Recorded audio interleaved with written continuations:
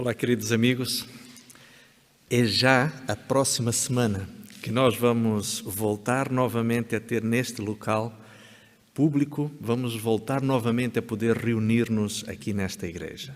A partir do dia 17 de abril, como já está a ser anunciado, a nossa igreja de Setúbal poderá voltar novamente a ter público para assistir às atividades religiosas a serem realizadas aqui em caráter presencial.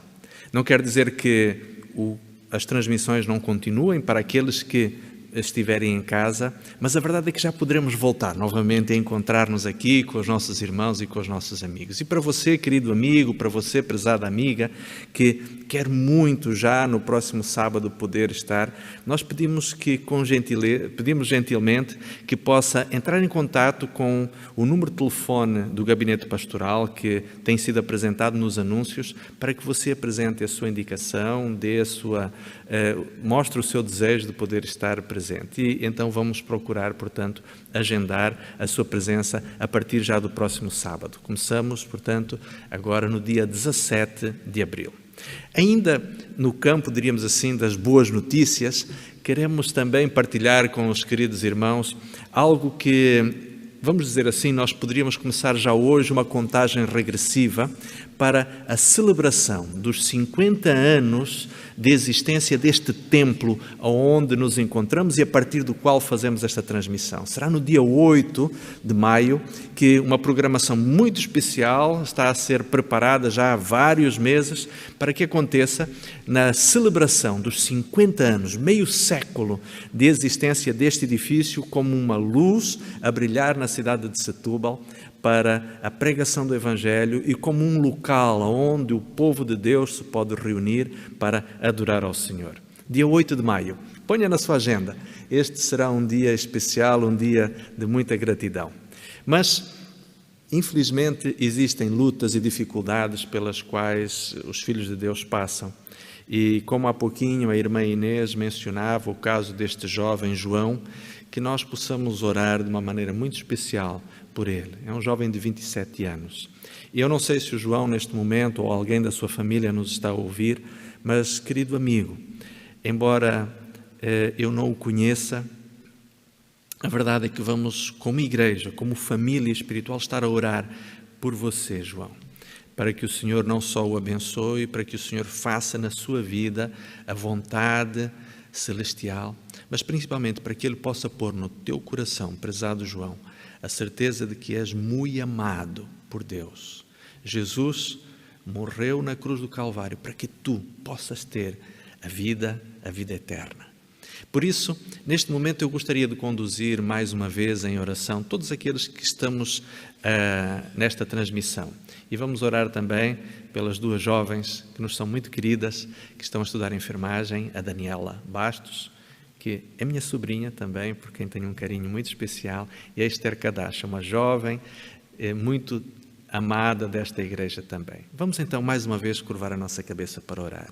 Querido Senhor, aqui estamos diante de Ti, antes do início da meditação desta manhã, antes de abrirmos a Tua palavra, queremos, Senhor, colocar diante de Ti mais uma vez estas preocupações que temos.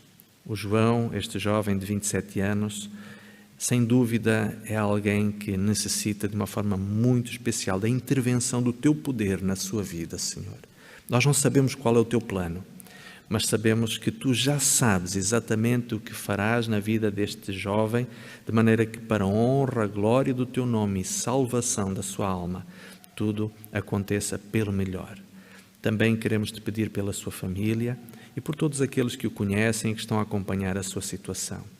Entregamos também, Senhor, ao Teu cuidado estas duas jovens que estão a preparar-se para uma vida que é um ministério no serviço dos outros para minorar as dores e o sofrimento da humanidade. Te pedimos pela Daniela e pela Esther, que o Senhor as ajude não só na sua formação académica, mas que prepare o seu coração para as experiências difíceis que haverão de enfrentar na sua vida profissional e que elas sejam instrumentos da Tua graça e do Teu amor junto à cabeceira daqueles que estiverem em sofrimento nos seus leitos de dor. Te pedimos e agradecemos isto, com também a súplica de que o Teu Espírito nos abençoe agora na reflexão sobre a Tua Palavra. É o que te pedimos e agradecemos em nome de Jesus.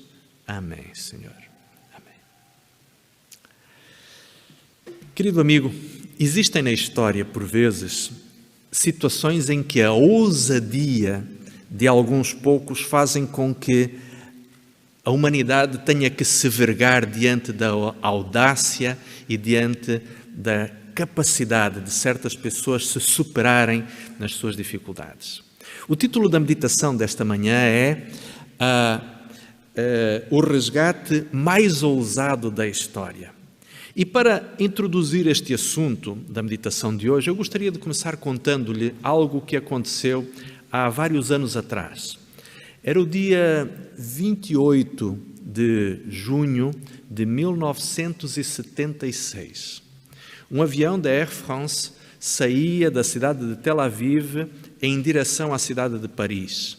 O avião levava cerca de 248 pessoas a bordo.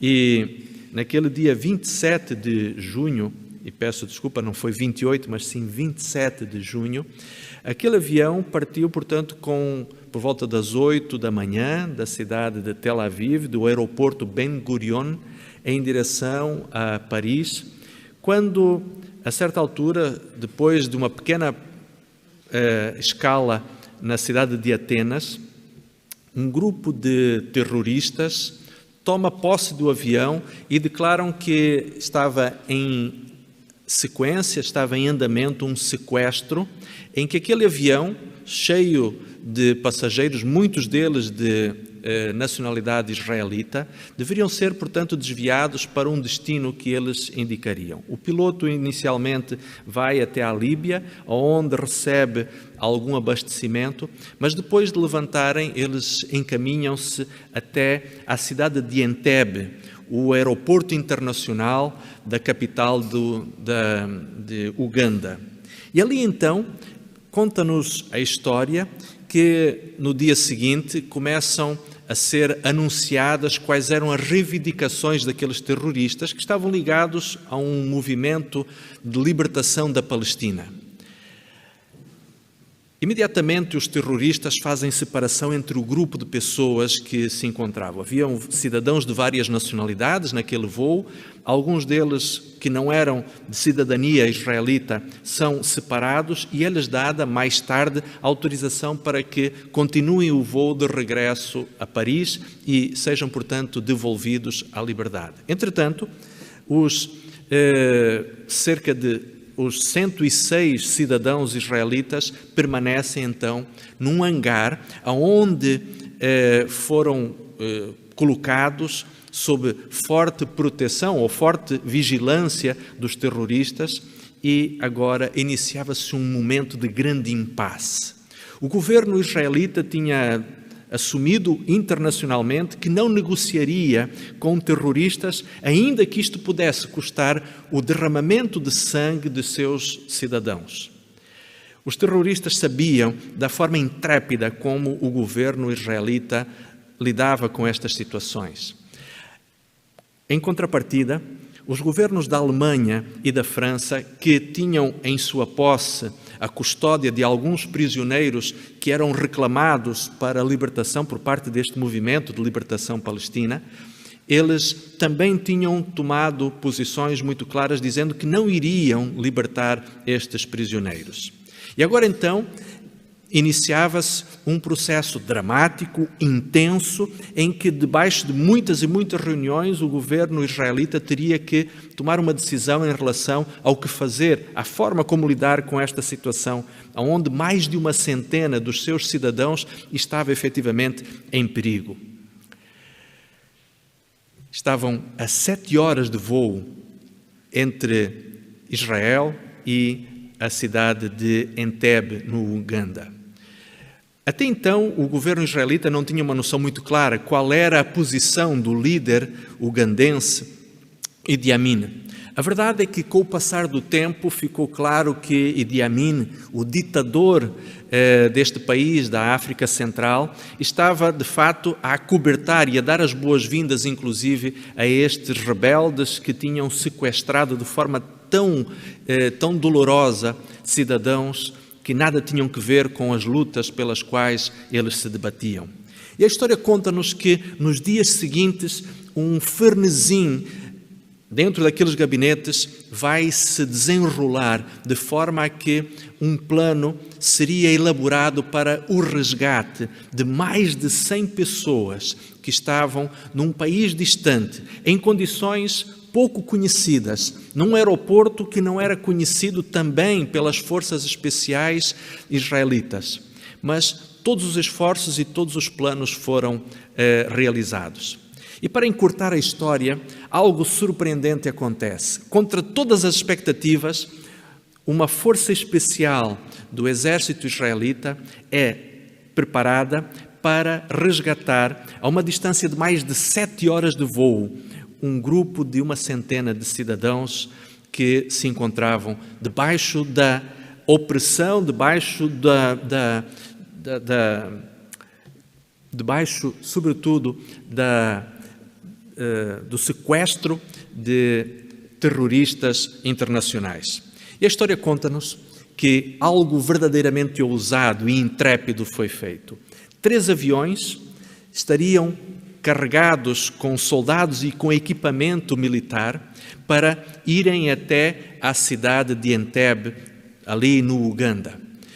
O primeiro avião que deveria pousar no aeroporto iria imediatamente atrás de um avião cargueiro inglês e, com uma margem de poucos segundos, ao pousar o primeiro avião, o outro avião militar israelita pousa logo a seguir.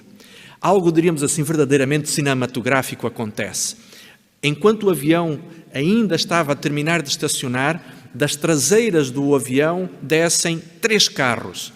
Um carro, uma Mercedes, um limousine, que era idêntica à usada pelo presidente Idi Amin, e mais 2 veículos de assalto saem rapidamente e, na expectativa de que os vigilantes do aeroporto de Entebbe confundissem aquela viatura com a do seu presidente, eles passam em alta velocidade e vão em direção ao hangar, onde estavam então os cerca de 106 prisioneiros que estavam mantidos como sequestrados por este movimento terrorista. E, num movimento muito rápido, aqueles terroristas são abatidos, finalmente começam a ser resgatados os prisioneiros que ali estavam. Dos 106, conseguiram ser resgatados com saúde perfeita 102 pessoas. Na ação, o comandante daquela força especial, o coronel Yonatan Netanyahu, e você pode achar que o sobrenome dele é familiar porque ele era exatamente o irmão do atual presidente de Israel, Benjamin Netanyahu, o irmão mais novo. O comandante desta operação, Yonatan Netanyahu, é atingido com um ferimento que haveria de lhe tirar a vida e ele não chegaria vivo novamente à sua terra natal. Quando, em cerca de 90 minutos, estavam completamente embarcados todos os 102 prisioneiros, ou 102 resgatados, juntamente com as tropas especiais que os tinham ido para libertar, e estavam agora todos no ar, a nação israelita podia respirar novamente de alívio porque os seus compatriotas estavam novamente em liberdade. E quando no dia 4 de julho, por volta do meio-dia, o avião com os 102 resgatados pousou finalmente no aeroporto Ben Gurion, estava uma multidão de pessoas, sobretudo familiares ansiosos para poderem abraçar novamente os seus familiares que por 1 semana tinham estado cativos na mão de sequestradores.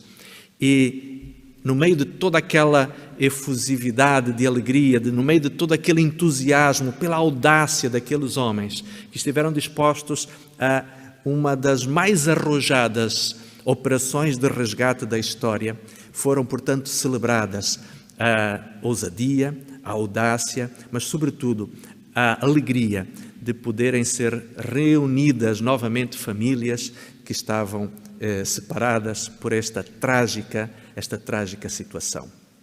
Bem, queridos amigos, a verdade é que desde 1976, quando este acontecimento surpreendente, que ficou conhecido para a história como a Operação Entebbe, ainda hoje muitas pessoas olham para este grande acontecimento com entusiasmo e revivem a emoção daquelas horas dramáticas em que os preparativos para o resgate e depois a própria conclusão da operação tinham sido realizados. Mas a grande questão, queridos amigos, neste momento, que gostaria de colocar diante de vocês terá sido a Operação Entebbe de 1976, do dia 4 de julho, a operação mais ousada da história da humanidade para resgatar pessoas em perigo? Deixem-me contar-vos que há 1990 anos atrás se concretizou, sem dúvida, a mais ousada, a mais audaz de todas as operações de resgate, envolvendo uma quantidade exorbitantemente maior do que aquela cerca de 100 de cidadãos israelitas que foram sequestrados há cerca de 40 anos atrás. Esta operação foi liderada pelo Rei do Universo, foi executada pelo Senhor do Universo e foi efetivamente paga pelo Criador do Universo. Foi nada mais, nada menos do que o Senhor Jesus Cristo, que veio a este mundo de uma forma absolutamente audaz e ousada para, no território do inimigo, completamente distante do centro do universo, do lugar tranquilo e seguro que é o céu. Ninguém pensava que, efetivamente, o Criador do mundo pudesse vir resgatar as suas criaturas no lugar onde um inimigo injusto, um inimigo mau, tinha sequestrado as criaturas, tinha sequestrado a criação divina. Mas foi justamente aqui que Jesus veio, não só para resgatar a humanidade, mas sobretudo para resgatar na mente das criaturas de Deus a noção de quem realmente Deus é. Jesus não veio só resgatar a você e a mim, não veio só resgatar todos os descendentes de Adão, mas veio também, sobretudo, fazer-nos conhecer quem realmente é o Criador do Universo, quem realmente é Deus e que natureza de sentimentos existem no seu coração. Eu gostaria de convidá-lo a abrir, neste momento, a sua Bíblia, prezado e querido amigo, para lermos alguns textos que nos vão mostrar a importância e a solenidade deste acontecimento de há 1990 anos atrás. Diz no capítulo 3 de Romanos, capítulo 3, o verso 23, o apóstolo Paulo afirma: porque todos pecaram e destituídos estão da glória de Deus. Isto quer dizer que, pelo fato de todos termos pecado, estávamos todos nós na mesma condição de sequestrados, de cativos de Satanás. O inimigo de Deus, que outrora tinha sido um anjo que estivera na presença de Deus, este anjo agora, ao ser expulso do céu e reclamar a terra como seu território legítimo, este planeta distante do centro do universo, este planeta que estaria talvez nos arredores do próprio universo, agora Satanás sentia como sendo a sua casa, o seu território, e todos aqueles que aqui moravam lhe pertenciam, segundo as suas pretensões, lhe pertenciam por direito. Mas eis que Jesus, como diz em Gálatas capítulo 4, verso 4, vindo à plenitude dos tempos, Jesus vem a este mundo para se tornar o resgatador de cada um de nós. E a Bíblia continua dizendo no capítulo 6, agora no verso 23 do livro de Romanos: porque o salário do pecado é a morte, mas o dom gratuito de Deus é a vida eterna, por Cristo Jesus, o nosso Senhor. Quer dizer que pela condição de pecadores todos nós estávamos condenados à morte. Contudo, a graça de Deus estende-se até nós com o desejo de nos mostrar que, para além da condição de cativos, para além da condição de seres mortais, para além de pessoas condenadas a viver uma existência miserável debaixo das condições do pecado e da escravidão do inimigo de Deus, nós poderíamos sonhar com o direito de viver eternamente. E, queridos amigos, é exatamente esta a grande mensagem que Romanos 6,23 nos mostra. Nós estávamos condenados à morte, nós vivíamos uma existência sem esperança. Contudo, em Jesus Cristo, na morte de Jesus Cristo, nós podemos passar a sonhar com a vida e com a vida eterna. E este evento, esta realidade, queridos amigos, concretizou-se para cada um de nós há cerca de 1990 anos atrás. Há poucas semanas atrás comemorámos a Páscoa e sabemos que há quase 2 milénios atrás, foi justamente neste mesmo período de Páscoa, no ano 31 depois de Cristo. E, curiosamente, este ano nós completamos exatamente 1990 anos em que Jesus morreu por nós, em que nós podemos efetivamente sonhar com o dia em que iremos viver para sempre. Nós podemos, verdadeiramente, porque Jesus Cristo conquistou para nós na cruz do Calvário este direito, nós podemos com legitimidade sonhar com a vida sem fim e com a eternidade e com as alegrias permanentes da própria existência eterna. Mas eu gostaria de convidá-los ainda a vermos um outro texto, um poderoso texto que encontramos no livro de Filipenses. É um texto muito conhecido, a Epístola aos Filipenses, no capítulo 2, dos versos 6 ao verso 9. O apóstolo Paulo descreve de uma forma verdadeiramente poética e com uma eloquência indescritível aquilo que aconteceu na pessoa de Jesus Cristo e o que representou, sem dúvida, a sua vinda a este mundo como o nosso remidor, como o nosso resgatador, como a equipa de assalto de um só homem que vem para libertar e salvar uma raça inteira de criaturas de Deus. Diz o verso 6, Filipenses capítulo 2, verso 6, que sendo Jesus em forma de Deus, não teve por usurpação ser igual a Deus, mas aniquilou-se a si mesmo, tomando a forma de servo, fazendo-se semelhante aos homens. Homens a quem ele vinha salvar e resgatar. Verso 8, e achando-se na forma de homem, humilhou-se a si mesmo, sendo obediente até à morte, e morte de cruz. Pelo que também Deus então o exaltou soberbamente e lhe deu um nome que é sobre todo o nome. E é graças, queridos irmãos e prezados amigos, é graças a este sacrifício, graças a esta audácia, graças a esta ousadia que houve no coração de Deus para resgatar, para redimir a humanidade, que nós hoje podemos olhar para o futuro e podemos contemplar um mundo de esperança e podemos contemplar, sobretudo, uma existência que não terá fim.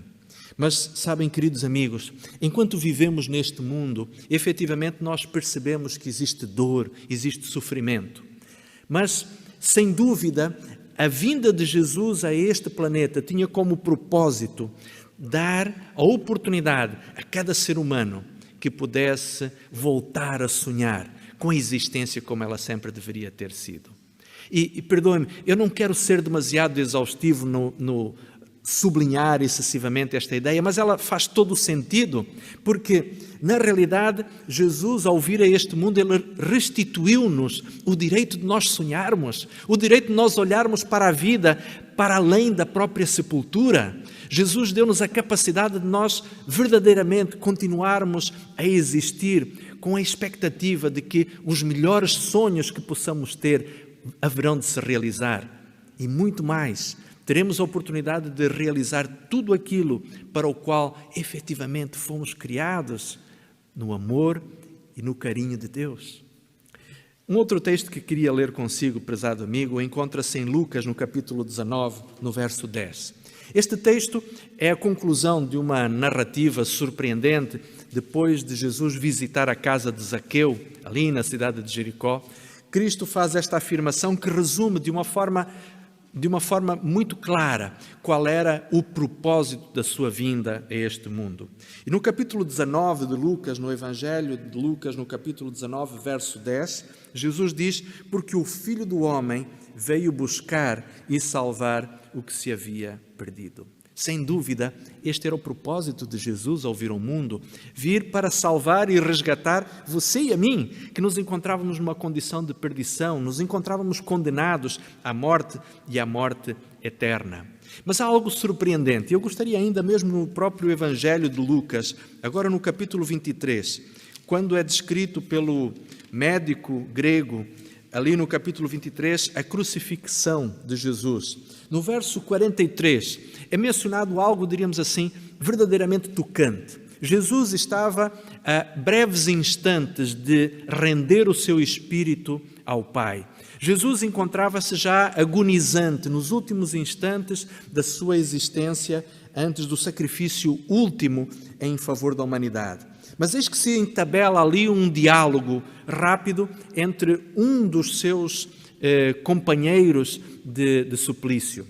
Diz o verso 43 que a certa altura Jesus, ao conversar e perceber a sinceridade do coração de um dos salteadores que juntamente com ele estava a ser crucificado, Jesus, eis que lhe responde o seguinte, conforme encontramos em Lucas 23, 43, e disse-lhe Jesus: em verdade te digo, estarás comigo no paraíso. Queridos amigos, isto é surpreendente. Jesus estava a concluir a sua missão, mas não deixou de resgatar mais uma alma que estava ansiosa por receber a salvação. Jesus, no último instante, ainda acaba por levar consigo para justamente a certeza da salvação mais alguém que estava ao seu lado, necessitado da redenção, da remissão para a qual ele tinha vindo a este mundo. E sabem, queridos amigos, quando nós olhamos, quando nós percebemos a realidade do mundo em que vivemos, nós, sem dúvida, podemos, neste momento, estar a sofrer as consequências do pecado, a sofrer perseguição, a sofrer tribulação. Mas, prezados amigos, nós temos a certeza de que o melhor ainda está para vir. Nós podemos, neste momento, ter perdido bens ou pessoas que amávamos e que queríamos, mas o melhor ainda está para vir. Nós podemos ter sido abandonados ou traídos por pessoas em quem confiávamos ou por pessoas que amávamos, mas, queridos amigos, nós podemos ter a certeza que o melhor ainda está para vir. Nós podemos ficar doentes, podemos ser tocados pelo dedo da doença como consequência do pecado. Mas, queridos amigos, nós podemos ter a certeza que o melhor ainda está para vir, porque Jesus Cristo nos redimiu e nos resgatou na cruz do Calvário. Nós podemos até enfrentar a morte. Podemos vir a descansar no sono da morte e serem colocados os nossos restos na sepultura. Mas porque Jesus Cristo morreu na cruz do Calvário, prezado e querido amigo, querida amiga, nós podemos continuar a acreditar que um dia, quando Jesus regressar, Ele nos chamará da morte, onde nós estivermos, para a vida eterna, porque o melhor ainda está para vir. Querido amigo, neste momento, aquilo que verdadeiramente o Senhor nos deseja fazer lembrar é que nós nos encontramos num limiar da história deste planeta. O mais ousado e o mais audaz de todos os planos de resgate, de todas as operações de remissão, foi concretizada pelo Senhor Jesus Cristo na cruz do Calvário. E agora, a única coisa que falta é vermos Jesus regressar nas nuvens dos céus, cercado de poderosos anjos, cercado de muito barulho e de muito alarido, para simplesmente anunciar, ou para anunciar que o final do mundo e a história de pecado chegaram efetivamente ao seu derradeiro momento e que o início da eternidade, da vida sem fim, da felicidade permanente e da juventude eterna estará à disposição de todos aqueles que efetivamente esperaram em Jesus Cristo. E como a Bíblia diz, num abrir e fechar de olhos, como o apóstolo Paulo diz em 1 Coríntios, no capítulo 15, num abrir e fechar de olhos, aquilo que é mortal se revestirá de imortalidade, e aquilo que é corruptível se revestirá de incorruptibilidade.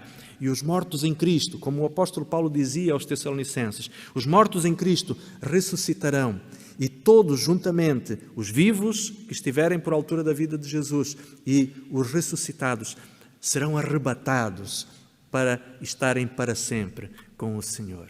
Por isso, queridos amigos, confortemo-nos com a certeza do cumprimento destas promessas, porque Jesus Cristo, ao morrer na cruz do Calvário, Ele nos deu o direito de podermos sonhar cada dia com esta realidade, sabendo que é algo que é certo, algo que é garantido, porque a sua palavra o disse, porque o seu sangue firmou estas promessas e nos garantiu que estarão ao alcance de todos aqueles que confiarem na sua promessa. Por isso, prezados amigos, queridos irmãos, que nós sejamos gratos pela grande salvação que há 1990 anos brilha no nosso coração, brilha na nossa mente. Que o Senhor nos abençoe, que o Senhor o abençoe a si e que a paz de Deus fortaleça o seu coração e motive a sua vida. É minha oração. Amém.